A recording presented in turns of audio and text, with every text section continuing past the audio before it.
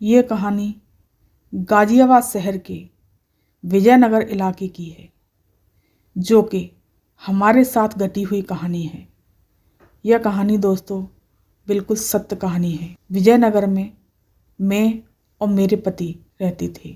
हम दूसरी मंजिल पर रहते थे। पास में ही एक और पोर्शन था जिसमें एक और दंपति रहते थे, लेकिन हम आगे की तरफ रहते थे और वो पीछे की तरफ रहते थे।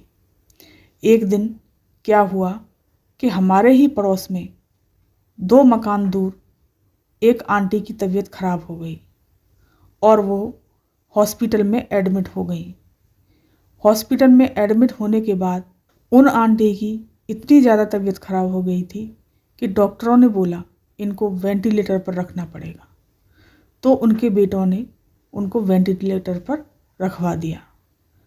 2 दिन हुए थे कि उन आंटी की मौत हो गई, लेकिन डॉक्टरों ने बताया नहीं। उनको तो पैसे चाहिए थे। 4-5 दिन तक उनको वेंटिलेटर पर रखा रहा और डॉक्टर पैसे लेते रहे। 4-5 दिन बाद कहा कि आपकी माताजी मर गई हैं। तो फिर वो लेकर आए। उनकी डेड बॉडी एक पॉलीथिन में लिपटी हुई आई थी। हम लोग डर की वजह से गए नहीं और ये तो ऑफिस गए हुए थे, लेकिन जब उनकी डेड बॉडी आई, स्किन उनकी खिंच रही थी, जैसे कि मानो सड़ गई हो। उनकी बॉडी से बदबू आ रही थी। तो सब लोग बोले कि इनको नहलाया नहीं जा सकता, ना कोई कपड़े पहनाए जा सकते, क्योंकि इनकी बॉडी सड़ चुकी है।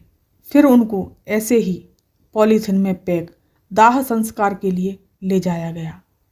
एक दिन बीता, दूसरे दिन हम सब लोग सोए हुए थे। हमारे पड़ोस में जो भाभी जी रहती थी वो अपने पोर्शन में सोई थी और हम अपने रूम में सोए हुए थे। रात को 12-1 बजे के बीच कुछ ऐसा हुआ कि हम लोग डर गए। मैं बोली कि सुनो, मुझे कुछ डर सा लग रहा है। ये बोले महसूस तो मुझे भी हो रहा है, लेकिन हमारे उस रूम में 2 जंगले थे। हम वैसे अपने कमरे का गेट खोलकर सोया करते थे, क्योंकि वो टाइम गर्मियों का था। लेकिन हमने कुछ भय सा लगा तो हमने वो गेट बंद कर लिए। हम बोले चलो, हमें टॉयलेट आई है, टॉयलेट चले जाते हैं। हम दोनों टॉयलेट करने के लिए गए। मैं तो करके आ गई। थोड़ी देर बाद ये गए तो इन्हें वॉशिंग मशीन पर एक लेडीज बैठी हुई दिखाई दी। ये एकदम से डर गए। फिर भी ये अंदर की तरफ बाथरूम में चले गए। जैसे ही वहाँ बाथरूम करने लगे, वैसे ही वो बुढ़िया कूदी मशीन पे से। इनको एकदम से एहसास हुआ, एकदम से चीखे। मैं एकदम दौड़ के आई, क्या हुआ? फिर ये घबराए हुए से मैंने सोचा कि कुछ तो ऐसी बात है जो कि ये डरे हुए हैं। उन्होंने कहा कि हाँ, एक बुढ़िया बैठी थी और वो इस पे से अभी अभी कूदी है। फिर मैंने बोला कि ये वहम भी तो हो सकता है। ये बोले नहीं नहीं, चलो हो सकता है वहम हो। फिर हम अपने रूम में आ गए। जब रूम में मैं सोने लगी और ये भी सोने लगे तो मुझे कुछ नींद नहीं आ रही थी। तभी जंगले में से कुछ ऐसी परछाई सी, कुछ ऐसा साया दिखाई दिया कि जैसे जंगले में से वो हम दोनों को झांक रही हो। मैंने एकदम से उसको देखा तो मैं घबरा गई। मैं बोली यार, कोई इसमें से देख रहा है। इन्होंने कहा कि मैंने कहा था ना कि कोई है। फिर हमने उस जंगले को बंद कर लिया।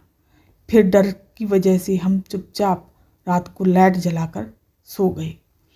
नींद तो नहीं आ रही थी। फिर थोड़ी देर बाद नींद आ गई। जब हम सुबह उठे, फिर भी हमने ये सोचा कि हो सकता है हमारा वहम हो। फिर पड़ोस वाली भाभी जी बोली कि यार, रात को तो हमें नींद नहीं आई। हमने बोला क्यों, क्या हुआ? अरे रात को बहुत डर लगा और ऐसा लग रहा था कि जंगले में से कोई झांक रहा हो। पायल जैसी आवाज़ महसूस हो रही थी। तो हमने सोचा कि हमारा वहम नहीं था। हमने भी उन भाभी जी को कहा कि हमारे साथ भी ऐसा ही हुआ।